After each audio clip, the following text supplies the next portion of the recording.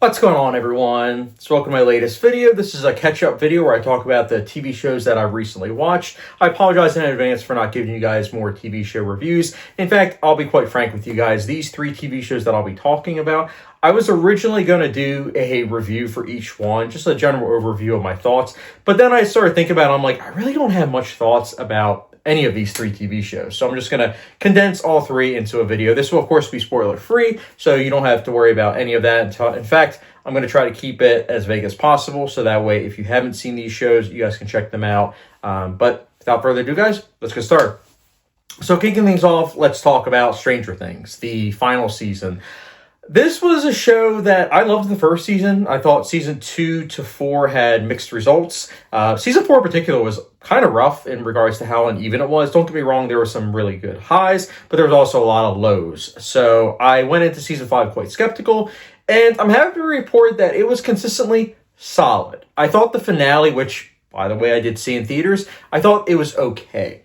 It was what you saw was what you got. And at the end of the day, I wouldn't exactly call it a satisfying conclusion to the show, but it is one of those instances where I can see why so many people would really like this finale. But I wasn't really one of those. I thought it was just okay. I more so was interested in the theater experience, and that definitely was something that I appreciated. And honestly, I hope more TV shows kind of follow suit, because I think the big screen is amazing, and experiencing this finale was definitely something that I'll remember. Unfortunately, the finale itself, I can't really say the same. So overall, final season, it was solid until the end where it was just okay. But that's why I'll personally be giving a...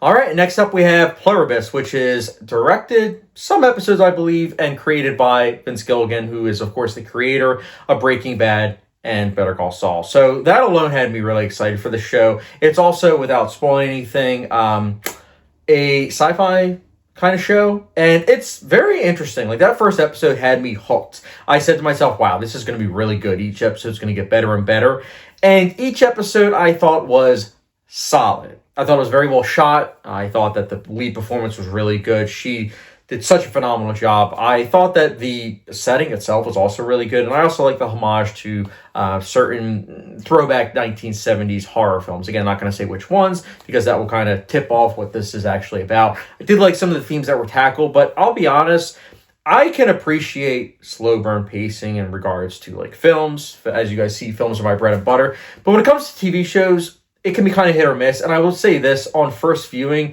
I thought the pacing was quite tedious. I also thought that it was rather disjointed in regards to its approach, and the finale left me saying, okay.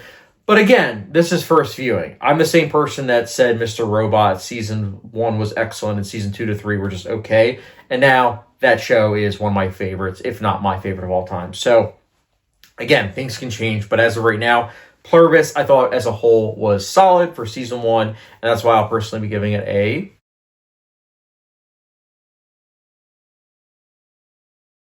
Like I told you guys, these are quick thoughts. If you guys want my full in-depth thoughts, you guys can ask away in the comment section down below. But again, this is for people that might not be aware of these shows, but I'm sure many of you are aware of this final show that I'm going to be talking about, which is Severance, Season 1 and Season 2. Yes, that's right. I'm finally watching Severance. And I have to say, what really dragged me into this world was the theme song. I remember listening to the theme song, and I immediately thought of the film The Conversation, which it's clearly riffing on. And then the premise itself is also not only that film and paying homage to 1970s paranoia thrillers of yesteryears, but it's also paying homage to one of my favorite films of all time, Eternal Sunshine of the Spotless Mind. So that had me hook, line, and sinkered. And I will say this, the first season I thought was good.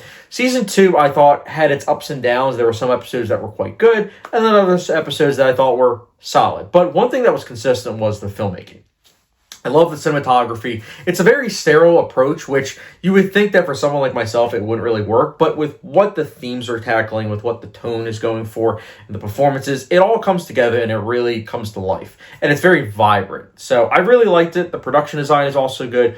Great acting, great score, just a lot to really appreciate. And I'll say this, I'm very curious to see where they're going to go with Season 3, because Season 2, in many ways, did feel like a finale of the show itself, at least to me personally. So I don't really know where else they're going to go, but I'll definitely be there for season 3. And if they create even more, I'll watch it as well because, again, I like the performances, I like the characters, and just overall, it's a very intriguing TV show. So for me, Severance season 1 and 2, I'll personally be giving a...